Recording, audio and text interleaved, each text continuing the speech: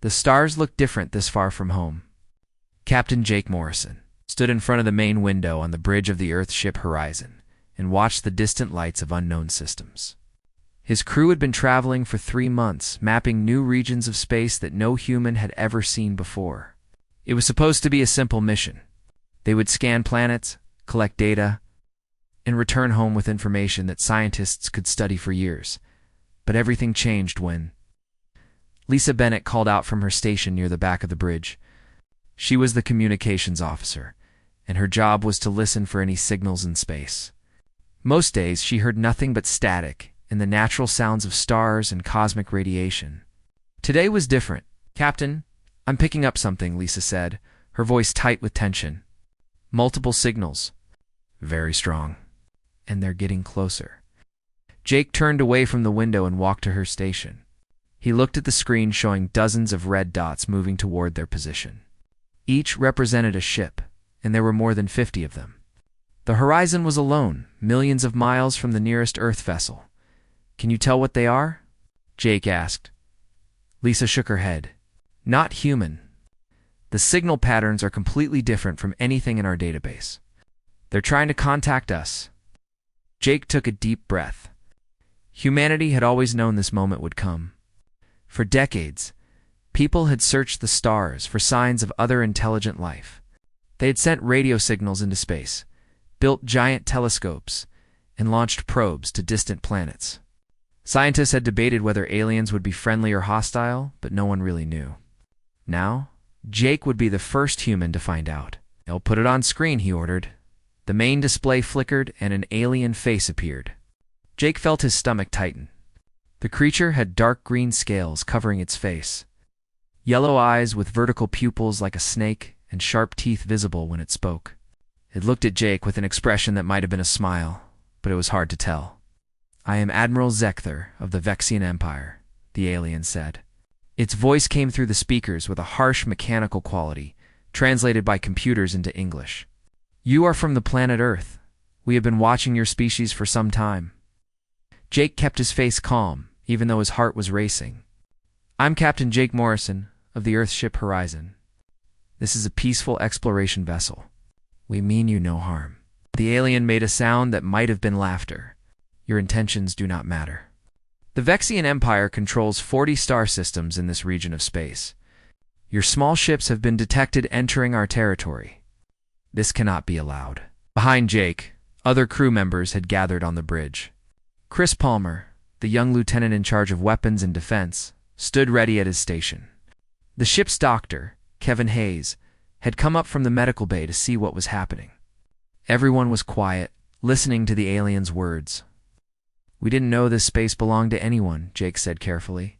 "If we've entered your territory by mistake, we can leave." "It is too late for that," Zekther replied. "Your species has reached the stars. You are now part of the galactic community, whether you wish it or not. The Vexian Empire offers you 3 choices." The alien held up one clawed hand, counting on its fingers. "First, you can become a client race. You will serve the Empire, provide resources from your world, and follow our laws. You will be protected and allowed to exist. Second, you can refuse and be destroyed. Your ships will be eliminated, and your planet will be blockaded until you submit. Third, you can be assimilated. Your people will be absorbed into the Empire completely, losing your independence forever." Jake felt anger rising in his chest, but he forced it down. Getting emotional now would be a mistake. "Those aren't really choices. You're asking us to surrender." "I'm offering you survival," Zekther said. "We have seen your technology. Your ships are slow and primitive. Your weapons are weak. You have only recently left your own star system. There are thousands of species in this galaxy, and most of them are far more advanced than you. The Vexian Empire is being generous. Many others would simply destroy you without offering any options." "How long do we have to decide?" Jake asked. 1 week. "We will return to this location in 7 of your Earth days. You will give us your answer then." The alien leaned forward, its yellow eyes staring directly at Jake through the screen. "Do not be foolish, human. You cannot win against us. Accept your place in the galaxy, or be removed from it. The screen went dark.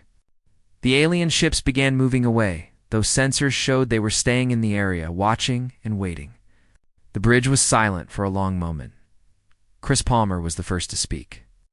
"Captain, we need to warn Earth immediately. If those ships decide to follow us home—" "Already on it," Lisa said, her fingers moving quickly across her controls. "Sending a priority message now. It'll take a few hours to reach Earth, but they'll know everything that happened here." Jake sat down in his command chair, thinking hard. 7 days wasn't much time, but it might be enough. He looked at Chris. "Start scanning their ships. I want to know everything about them. What kind of weapons they have, how their shields work, how fast they can move. Everything." Chris nodded and got to work. Jake knew what he was doing might seem pointless. What good would information do against 50 warships? But Jake had learned something important during his years in Earth Space Force. Knowledge was always valuable, even when the situation seemed hopeless. "Sir, I'm picking up their communication signals," Lisa said. "They're not even encrypting them. It's like they don't care if we listen." "Because they don't think we're a threat," Jake said quietly. "Record everything. Maybe our people back home can learn something useful." As the hours passed, the crew of the Horizon worked steadily. Chris discovered that the alien ships used energy shields that could deflect most types of attacks. Their weapons fired beams of concentrated plasma that could cut through metal like paper. They were fast, maneuverable, and clearly designed for combat. Compared to them, the Horizon looked like a child's toy. But Chris also noticed something interesting. The alien ships all moved in formation following strict patterns. They never deviated from their courses, never did anything unexpected. It was like watching a dance where everyone knew the steps perfectly. "They're very organized," Chris said to Jake. "Okay, almost too organized. Every ship has a specific position in the fleet. They maintain exact distances from each other." Jake filed that information away. He didn't know if it was important, but he had learned to pay attention to details. Back on Earth, alarms were sounding in military headquarters around the world. The message from the Horizon had reached home, and suddenly everyone was paying attention. Presidents and generals gathered in secure rooms. Scientists were pulled from their labs. Every expert on space, warfare. An alien contact was being called in for emergency meetings. The world had 7 days to decide its future.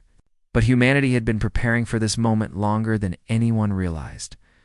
Every science fiction story ever written, every war game ever played, every military strategy ever developed had been building toward a single question that could you survive when faced with a superior enemy? Humanity was about to give its answer, and the galaxy would never be the same. The emergency meeting room deep beneath Washington was filled with people from every corner of the globe. President Helen Carter sat at the head of the long table, her face showing the strain of the past 12 hours. Around her were military commanders, scientists, diplomats, and intelligence officers. They had all seen the recording of Admiral Zekther's ultimatum. And now they had to decide what humanity would do. General Marcus Webb stood at the front of the room next to a large screen. He was a tall man with gray hair and sharp eyes that had seen decades of military service. He pressed a button, and images of the Vexian fleet appeared on the screen. "Let's be clear about what we're facing," Marcus said, his voice steady and calm. "These ships are more advanced than anything we have. Their weapons are powerful, their shields are strong, and they outnumber us significantly. In a direct fight, they would win." A murmur went through the room. Some people looked frightened, others angry. Helen raised her hand for silence. "But we're not going to fight them directly," Marcus continued. "We're going to fight them smart." He clicked to the next image, showing a comparison between human and alien technology. The Vexians rely heavily on energy weapons and plasma-based systems.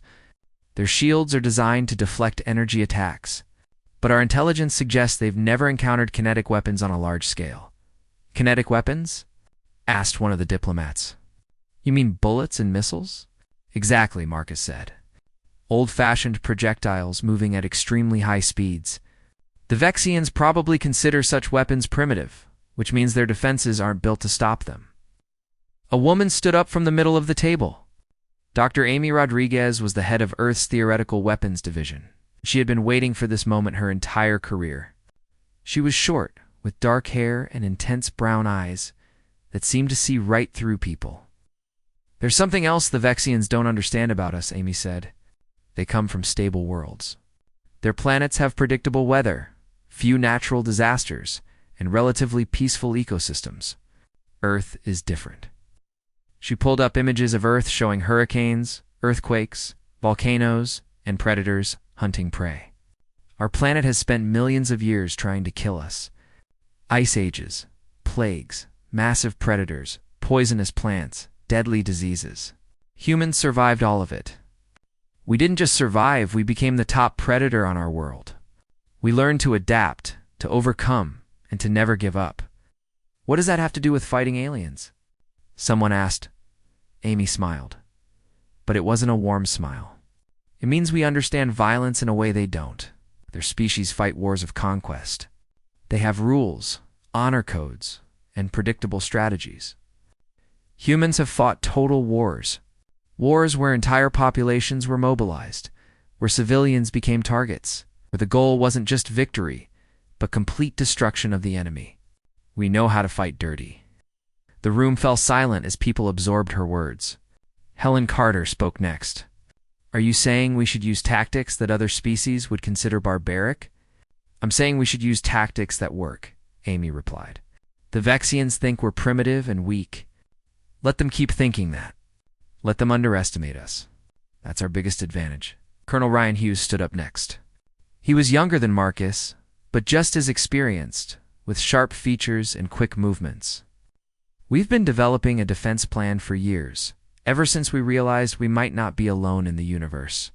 It's called Protocol Endurance." Ryan pulled up a detailed map of the solar system. "We have weapons hidden throughout our space, kinetic railguns on asteroids, nuclear mines drifting in orbital paths, stealth ships that use simple reflective plating instead of advanced cloaking, making them invisible to sensors looking for sophisticated technology." He zoomed in on the asteroid belt. "We have a fleet of small, fast ships hiding here. Each one is loaded with tungsten rods that can be launched at relativistic speeds. When something is moving that fast, it doesn't need explosives. The kinetic energy alone can punch through almost anything." "How many ships?" Helen asked. 347, Ryan answered. "Not large vessels, but fast and maneuverable. Each one is crewed by volunteers who have trained for this scenario." Meanwhile, in another part of the complex, Lieutenant Sophie Morgan sat in front of multiple computer screens, her fingers flying across the keyboard. She was part of the Cyber Warfare Division. She had been working on something special since the Horizon's message arrived. Sophie was good with computers, better than anyone else in her unit. She had grown up playing video games and hacking into systems just to see if she could. Now, she was using those skills to break into alien technology. "Got something," she called out to her supervisor. "The Vexian communications network isn't as secure as they think it is." Her supervisor, a tired-looking man named Greg Patterson, walked over. "Explain." "Their encryption is really sophisticated," Sophie said, "but it's also completely logical. It follows perfect mathematical patterns. Human encryption is messier, more chaotic, harder to predict. I've been using random number generators and chaos theory to probe their network, and it's working.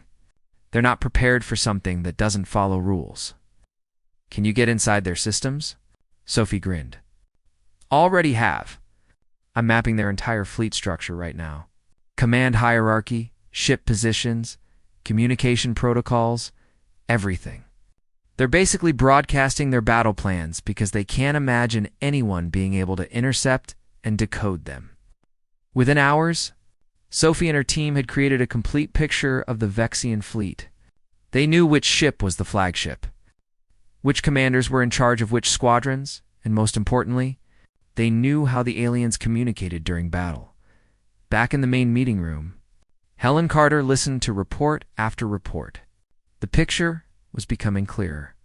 Humanity couldn't match the Vexians in technology, but they didn't need to. They just needed to be unpredictable. "What about boarding actions?" Helen asked. Marcus looked surprised. Boarding enemy ships? That's a very old tactic, ma'am. Most spacefaring civilizations abandoned that centuries ago, which means they won't be expecting it, Helen said. Marcus thought about this and slowly nodded. You're right. If we could get troops onto their ships, they wouldn't know how to respond. But it's dangerous. Very dangerous. Everything about this situation is dangerous, Helen replied. But if we're going to fight, we fight with every advantage we have. Sergeant Danny Foster heard about the boarding action plan later that day. He was a Marine, trained in close-quarters combat, and he immediately volunteered. He gathered his squad in the training room and explained what they might be asked to do. We might have to board alien ships, Danny said. That means fighting in enclosed spaces, against enemies we've never faced before, with no backup and no way to retreat. His squad members looked at each other. Then, one by one, they all volunteered. They were soldiers. This was what they did. Training began immediately. The Marines practiced moving through mock-ups of alien corridors. They learned to use smoke grenades, flashbangs, and breaching charges in zero gravity. They studied the Vexian body structure to identify weak points. Every hour counted. Meanwhile, engineers worked around the clock to prepare the hidden fleet. Weapons were loaded, systems were tested, and pilots ran through simulations. The ships had been built quietly over many years. Part of a defense plan that most people didn't know existed. Amy Rodriguez spent hours in her laboratory, developing new weapons. She created bullets that could pierce energy shields by using depleted uranium cores. She designed EMP devices that could disable electronics. She even developed a biological weapon, though she hoped it would never be used. The key is options, she explained to her team. We need multiple ways to attack. If one doesn't work, we try another. We keep adapting until something succeeds. As the days passed, Earth prepared for war. Factories that made consumer products switched to making weapons and ammunition. Civilians were trained in emergency procedures. Every space-capable ship, even commercial vessels, was fitted with basic weapons and armor. Sophie and her cyber warfare team continued their work. Digging deeper into Vexian systems, they discovered the aliens used artificial intelligence to coordinate their fleet movements. And these AI systems were logical and predictable. Sophie began writing computer viruses designed to confuse and mislead the alien computers. On the 6th day, Helen Carter addressed the world. Her speech was broadcast on every television, radio, internet stream on Earth. She explained the situation clearly and honestly. Humanity faced a choice between surrender and war, and Earth had chosen to fight. We will not submit to threats, Helen said. We will not abandon our freedom. If the Vexians want Earth, they will have to take it, and they will learn that humans do not go quietly into the night. As her speech ended, Jake Morrison aboard the Horizon received a coded message from Earth's command. It contained detailed instructions and battle plans. He gathered his crew and explained what was about to happen. In 24 hours, the Vexian fleet will return, Jake said. They expect us to surrender. Instead, we're going to show them why you don't threaten humanity. The countdown had begun. Earth was ready. The 7th day arrived with terrifying speed. Jake Morrison stood on the bridge of the Horizon, watching his sensors as the Vexian fleet emerged from faster-than-light travel. The alien ships appeared exactly where they had been a week ago, maintaining their perfect formation. Admiral Zeekthur's face appeared on the main screen, his scaled features showing the same arrogant confidence as before. Captain Morrison, the alien said, your week is over. What is Earth's decision? Jake stood straight, his hands clasped behind his back. His heart was pounding, but his voice was steady. Admiral Zeekthur, I have been authorized to give you Earth's official response. The alien leaned forward slightly. And what is your answer? Jake looked directly into the camera, knowing that this moment would be remembered forever. No. For several seconds, Zeekthur simply stared. Then his mouth opened, showing rows of sharp teeth. What did you say? I said no, Jake repeated. Earth will not surrender. We will not become your servants. We will not submit to your empire. If you want our world, You'll have to take it. And I promise you, that will be much harder than you think."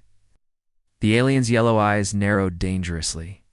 "You are making a fatal mistake, human. You cannot possibly win against us. This is your last chance to reconsider." "We've considered it carefully," Jake said. "Our answer stands." Zichther made a gesture with his clawed hand.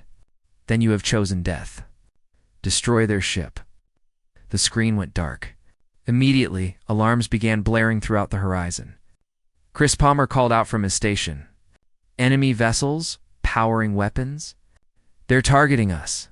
All crew, brace for impact," Jake ordered calmly. He pressed a button on his chair. "Execute protocol endurance. Authorization, Morrison, Alpha 7. Across the solar system, hidden ships received the signal. 347 vessels that had been drifting cold and silent among the asteroids suddenly came to life. Their engines fired up, their weapons armed, and they began moving into position. The Vexians fired their plasma cannons at the horizon. Bright beams of superheated energy crossed the distance between the ships in seconds. But Jake had been counting on this. He had positioned the horizon exactly where he wanted it. With a large asteroid directly behind him, now Jake said quietly, the horizon's engines roared to full power, and the ship dove downward just as the plasma beams arrived. The energy weapons missed their target and slammed into the asteroid instead, superheating the rock and causing it to explode. Chunks of stone and metal flew in all directions, creating a cloud of debris that confused the Vexian sensors. "They can't see us through the debris," Lisa reported, "but we can't see them either." "You don't need to see them," Jake said. "Fire blind. Full spread." Now, the horizon launched every kinetic weapon it had. Tungsten rods, each one 3 meters long and weighing several tons, shot forward at incredible speeds. They didn't have targeting systems or guidance computers. They were just solid metal moving very, very fast. The Vexian fleet detected the projectiles, but their computers didn't classify them as threats. The objects weren't giving off energy signatures. They weren't maneuvering or seeking targets. They were just debris from the asteroid explosion, or so the alien systems calculated. That mistake cost them. The first tungsten rod hit a Vexian cruiser directly in its center. The energy shields that could deflect plasma and laser. Fire did nothing against solid matter traveling at a significant fraction of light speed. The rod punched through the hull like paper, continuing completely through the ship and out the other side. The cruiser's reactor lost containment, and the ship exploded in a brilliant flash of light. 2 more ships were hit in the next second, then 5 more. The Vexian formation broke apart as captains tried to evade the unexpected attack. But they were used to fighting enemies who used energy weapons at long range. They had never faced weapons that just kept coming no matter what you did. Admiral Zichther shouted orders to his fleet. "Reform the line. Intensify forward shields. Locate the source of those projectiles." But before his fleet could reorganize, the hidden human ships emerged from the asteroid belt. They came from dozens of different directions, moving fast and staying low. Their hulls were covered in reflective plating that bounced sensor beams away. The Vexian computers, looking for advanced cloaking devices and energy signatures, couldn't find them. Commander Lisa Bennett was aboard one of these hidden ships, the Swift Arrow. She had transferred from the horizon 2 days ago to lead a strike group. Now she gave the order her crew had been waiting for. "All ships, open fire. Target the flagships first." 1,000 kinetic rounds launched simultaneously. The Vexian fleet was caught completely off guard. Their formations had been designed to fight enemies who followed predictable patterns, who used energy weapons, who gave warning before attacking. Humans did none of these things. 3 more Vexian capital ships exploded. Smaller vessels tried to maneuver, but the human ships were faster and more agile. They darted between the larger alien vessels, launching missiles and railgun rounds at point-blank range. Zichther's flagship shuddered as multiple impacts struck its hull. "Impossible," he hissed. "Where did these ships come from? Why didn't our sensors detect them?" His tactical officer, a younger Vexian named Corvel, studied his screens frantically. "Admiral, they're not using any advanced technology. These ships are crude, simple. Our sensors were calibrated to ignore such primitive designs." "Then recalibrate them," Zeke roared. "It's too late, sir. They're already among us." Chris Palmer flew his ship, the Nighthawk, directly at a Vexian destroyer. His co-pilot, a young woman named Rachel White, called out distances.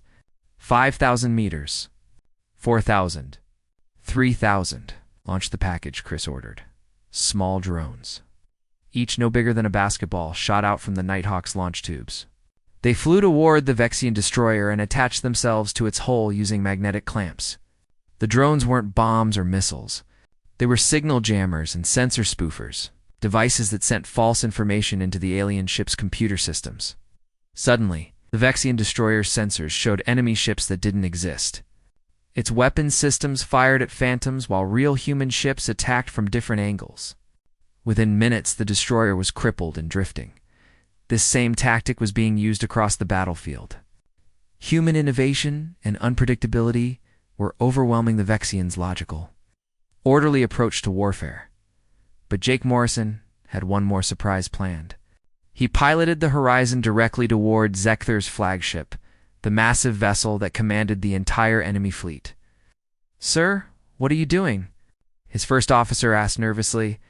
"If we get too close, their point defense systems will tear us apart." "That's what I'm counting on," Jake said. He opened a ship-wide channel. "All hands, this is the captain. Prepare for collision. I repeat, prepare for collision." The bridge crew stared at him in shock. "Sir, you can't be serious," someone said. Jake's expression was grim but determined. "They think ramming is primitive and barbaric. They abandoned such tactics thousands of years ago, which means they won't see it coming." The Horizon accelerated to full speed, heading straight for the flagship's main hangar bay. Vexian weapons fire tore into the ship's hull, ripping through armor and destroying systems. Alarms blared, and smoke filled the corridors. But Jake kept the ship on course. "Brace for impact," he shouted. The Horizon slammed into the flagship's hangar bay like a missile. The crash was devastating. The front third of the human ship crumpled, but the force of the impact tore open the Vexian hangar, exposing it to space. Emergency force fields activated. But not before dozens of alien fighters were sucked out into the void, before the Vexians could respond. The Horizon's rear hatch blew open. Sergeant Danny Foster led 200 Marines out of the damaged ship and into the alien vessel.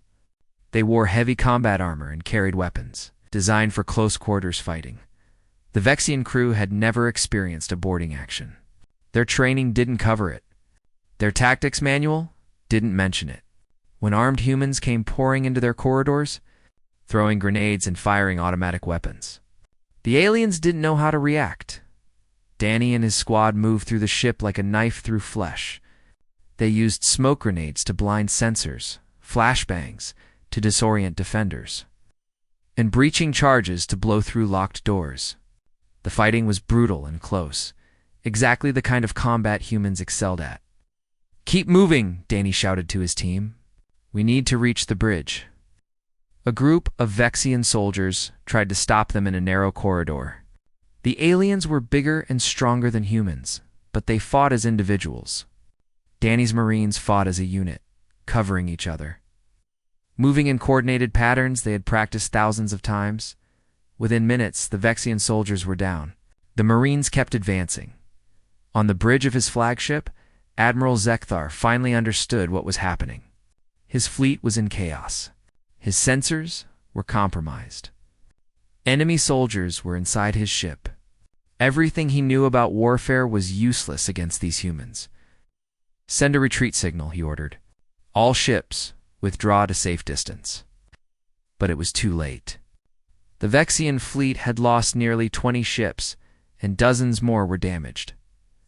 The human vessels continued their relentless assault, never giving the aliens time to reorganize or counterattack.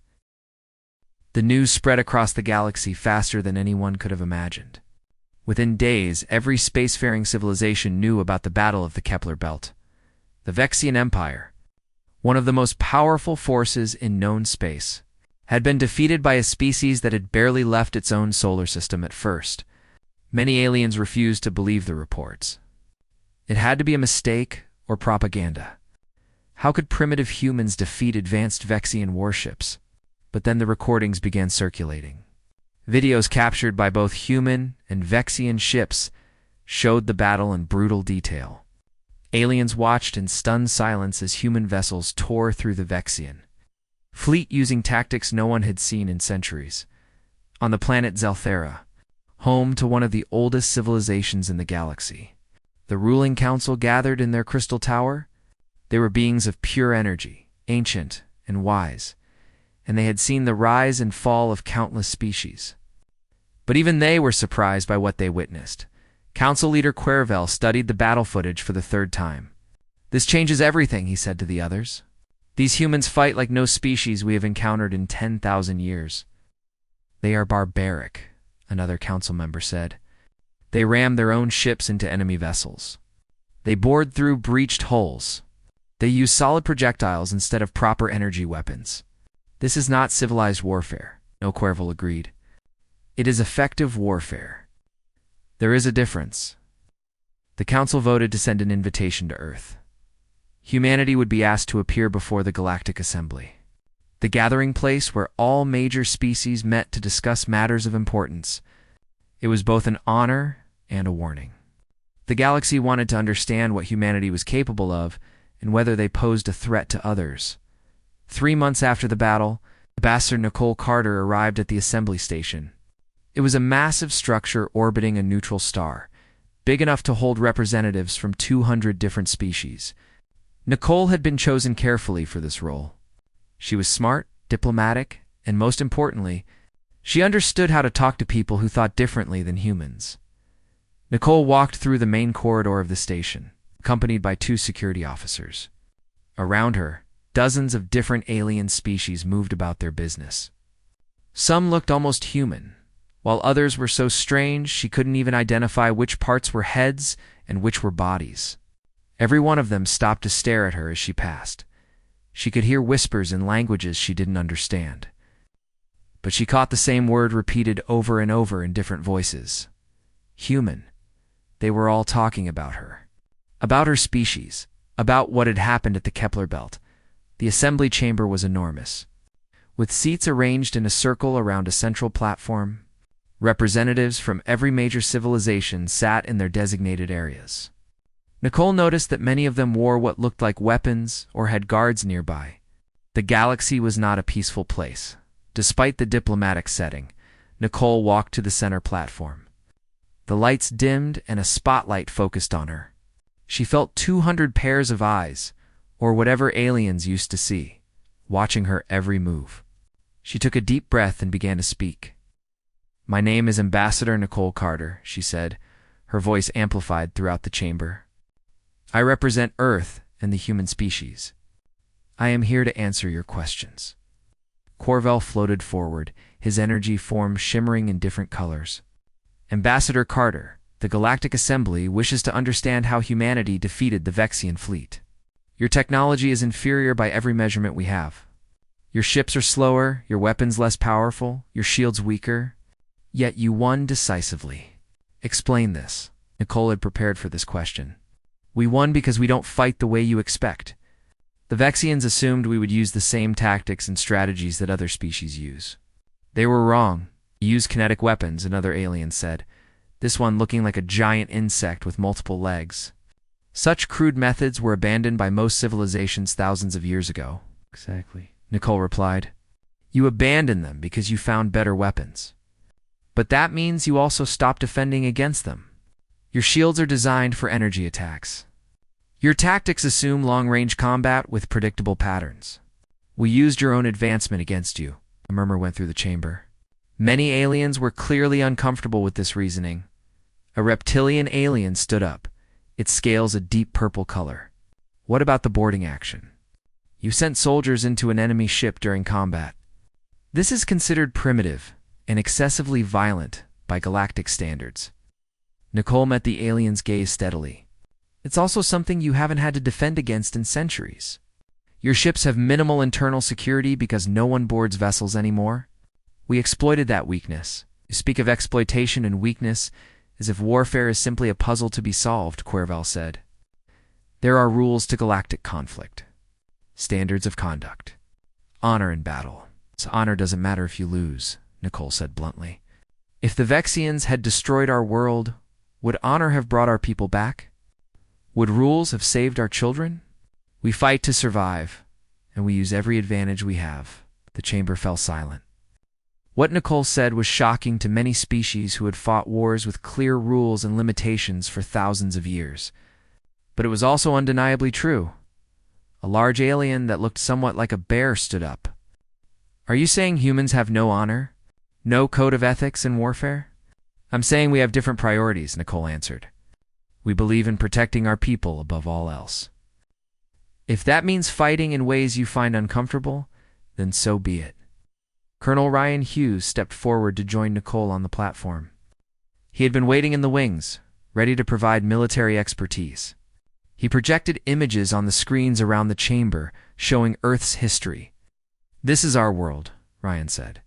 For millions of years, it has tried to kill us. Ice ages that froze entire continents. Diseases that wiped out half our population. Predators with teeth and claws that hunted us. We survived all of it. The images showed early humans fighting with stone tools, building fires, creating weapons.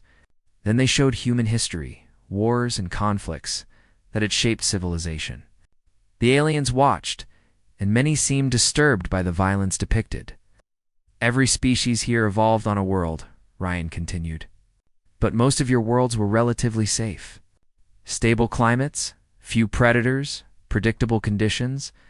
Earth is what we call a death world. It produces life that is incredibly resilient and adaptable. It produces survivors. Survivors who are also warriors, Cuerval observed. Yes, Ryan admitted. Humans have been fighting for our entire existence.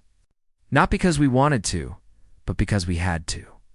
We fought nature, we fought predators, and yes, we fought each other. We learned tactics through millions of years of conflict. That knowledge is in our DNA now. Dr. Amy Rodriguez was the next to speak. She was smaller than the other humans, but she commanded attention immediately. Let me tell you something else about humans that you need to understand. We have a concept called mutually assured destruction. If an enemy threatens to destroy us, we ensure they will be destroyed too. No victory, no survivors, just mutual annihilation. Several aliens shifted uncomfortably in their seats. During our own history, we built weapons that could end all life on our planet, Amy continued. Thousands of nuclear warheads, each capable of leveling a city. We pointed them at ourselves, at our own species, and we were willing to use them if necessary. Does that sound rational to you? It sounds insane, one alien said. Maybe, Amy agreed, but it worked. No one used those weapons because everyone knew the cost would be too high. That's how humans think. We're willing to sacrifice everything to protect what we love. We're willing to burn the world down if it means our enemies burn with us. The chamber was completely silent now. The aliens were beginning to understand something fundamental about humanity. These were not peaceful explorers or naive newcomers to the galactic stage. These were apex predators from a death world, and they had brought their survival instincts with them to the stars. Cuerval spoke again, his voice thoughtful. What you describe is both impressive and terrifying. How can the galaxy coexist with a species like yours? Nicole stepped forward again. The same way Earth's predators coexist with each other. Through understanding and mutual respect. We don't want to conquer anyone. We don't want to build an empire. But we will defend ourselves and our interests. Anyone who respects that will find humans to be good allies. And those who don't respect it, Cuerval asked. They'll learn the same lesson the Vexians did, Nicole said simply. Over the following days, Nicole met privately with representatives from dozens of different species. Some were frightened of humanity and wanted assurances that Earth wouldn't become aggressive. Others were interested in forming alliances, seeing the value in having humans as friends rather than enemies. The most interesting meeting was with the Zelthian Council. Cuervel invited Nicole to a private chamber where they could speak freely. "Your species fascinates me," Cuervel said. "In all my years, I have never seen such a combination of creativity, violence, and determination. You are like a force of nature given intelligence and purpose." "Is that a compliment or an insult?" Nicole asked. "Both," Cuervel admitted. "The galaxy has been relatively peaceful for a long time. Perhaps too peaceful." 6 months had passed since the Battle of the Kepler Belt, and the galaxy was a different place. Humanity had gone from being unknown newcomers to becoming one of the most respected and feared powers in known space. But respect and fear were not the same as trust. And Earth still had much to prove. Captain Jake Morrison stood on the bridge of his new ship, the Defender. The old Horizon had been too damaged to repair after the ramming attack, but Earth had built him something better. The Defender was faster, stronger, and carried the lessons learned from fighting the Vexians. More importantly, it wasn't crewed only by humans anymore. "Captain, we're receiving a distress signal," said Lieutenant Chris Palmer from his station. He had been promoted after the battle and now served as Jake's second in command. "It's coming from a Corvion transport ship. They're under attack by pirates." Jake looked at his tactical display. The Corvians were a peaceful trading species, small and physically weak compared to most aliens. They had been among the first to reach out to Earth after the assembly meeting, seeking protection and partnership. "How far away?" Jake asked. 3 hours at maximum speed," Chris replied. "Then let's not waste time. All hands, battle stations. Set course for the Corvian ship." The Defender's engines roared to life, and the ship jumped too faster than light travel. When they emerged near the distress signal, they found 5 pirate vessels surrounding a damaged transport. The pirates were from different species. Outcasts and criminals who preyed on weaker traders. The lead pirate ship sent a message. "This is not your concern, humans. Leave now, or we will add your ship to our collection." Jake smiled grimly. Pirates across the galaxy were learning slowly that threatening humans was a bad idea. "This is Captain Jake Morrison of Earth. You have 10 seconds to break off your attack and leave, or we will destroy you." The pirate captain laughed. "You have 1 ship. We have 5. The math is simple." "So was this," Jake said. He nodded to Chris. "Fire." The Defender launched a spread of kinetic missiles that the pirates never saw coming. Their sensors were focused on energy weapons and plasma cannons. By the time they detected the solid projectiles, it was too late.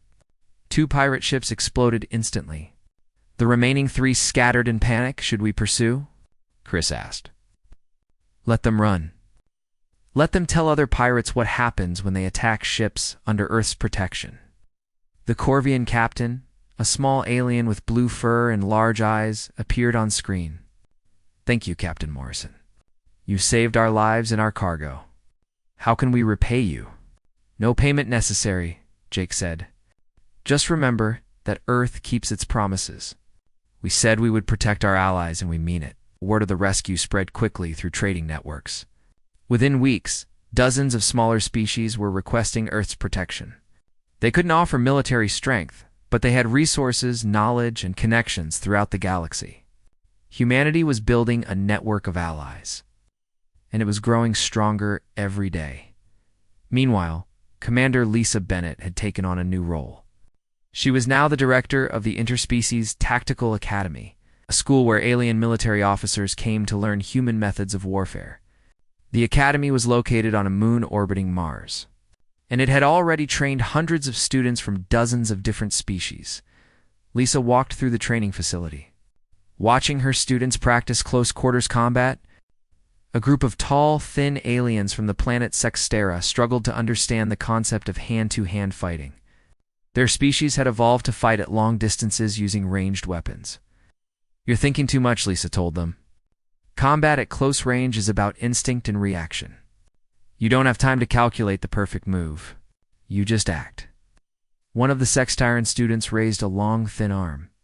"But Instructor Bennett, our tactical computers can calculate optimal responses in milliseconds."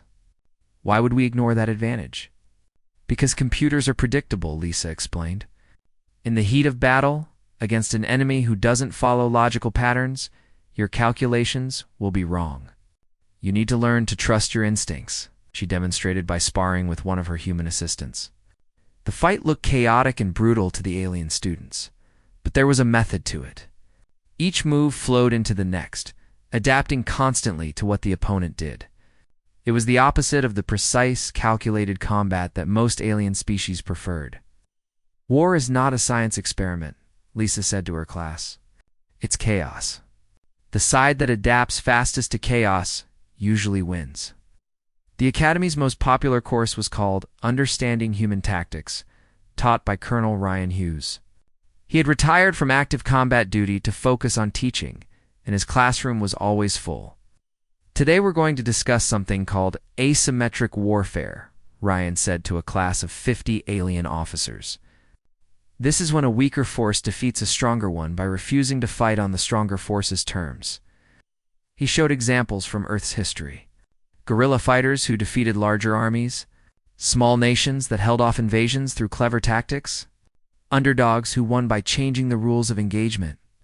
The key principle is this, Ryan explained. Never fight the enemy's war. Make them fight yours. If they're strong in open combat, fight in cities or forests. If they have better technology, use tactics that don't require technology. Always look for their weaknesses and exploit them ruthlessly. A Vexian officer in the class, one of the few who had survived the Battle of the Kepler Belt, raised his hand. Colonel Hughes, many species consider such tactics to be dishonorable. How do humans justify this? Ryan looked at the Vexian thoughtfully. We don't think about honor the same way you do. For humans, the greatest honor is protecting those who depend on you. If using dishonorable tactics keeps my people safe, then I'll use them without hesitation.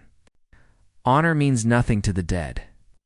The classroom fell silent as the alien officers absorbed this. It was a very different philosophy from what most of them had been taught. Back on Earth, Lieutenant Sophie Morgan and her cyber warfare team had become celebrities in their own way. Aliens from advanced civilizations came to study human computer systems. Fascinated by their chaotic and unpredictable nature, Sophie gave a presentation to a group of artificial intelligence experts from various species. The problem with most galactic computer systems is that they're too logical, she explained. They follow perfect mathematical rules, which makes them vulnerable to anyone who thinks outside those rules. She demonstrated by hacking into a simulation of a Vexian military network in under 5 minutes. The alien experts watched in amazement as she used random number generators, chaos algorithms, and what she called creative guessing to bypass security systems that should have been unbreakable. Human encryption is messier, Sophie continued. It uses human psychology, cultural references, and randomness that computers struggle to predict. We also change our systems constantly. Just when an enemy figures out our defenses, we change them completely, one alien expert asked. But isn't that inefficient? Changing systems so frequently must waste resources, maybe Sophie admitted. But it keeps us secure, and in the long run, staying alive is more efficient than being destroyed because you were too stubborn to adapt. Dr. Amy Rodriguez continued her work in weapons development, but now she collaborated with alien scientists. Together, they created hybrid technologies that combined human creativity with alien advancement. The results were impressive and sometimes frightening. She presented her latest creation to the Earth Defense Council. We've developed a new type of missile that uses human guidance systems with Corvian propulsion technology. It's faster than anything currently in service and nearly impossible to intercept because it doesn't fly in predictable patterns. General Marcus Webb examined the specifications. This could change the balance of power in the galaxy. Are we sure we want to share this technology? We're not sharing it, Amy said. We're keeping it for ourselves and our closest allies. But we need to keep innovating. Other species are studying human tactics now. Eventually, they'll develop countermeasures. We need to stay ahead. President Helen Carter addressed the United Earth Assembly on the anniversary of the Battle of the Kepler Belt. The chamber was filled with representatives from every nation, as well as dozens of alien ambassadors who had come to hear her speak. 1 year ago, we faced extinction, Helen said. The Vexian Empire demanded our surrender, and we refused. That decision changed everything. Today, Earth is recognized as a major power in the galaxy. We have allies among the stars. We have proven that humanity deserves a place in the galactic community.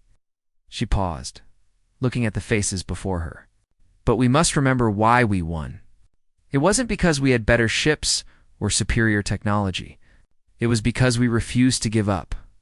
We adapted, we innovated, and we fought with everything we had. That spirit, that determination, is what makes humanity strong. The chamber erupted in applause, both from humans and aliens, in a quiet corner of the galaxy. Sergeant Danny Foster sat with his Marine squad aboard a patrol ship. They had just finished protecting a convoy of merchant vessels from potential threats. It had been a routine mission. But Danny knew that every mission mattered. One of his younger Marines asked him, "Sergeant, do you think we'll ever have real peace? A galaxy where we don't have to fight?"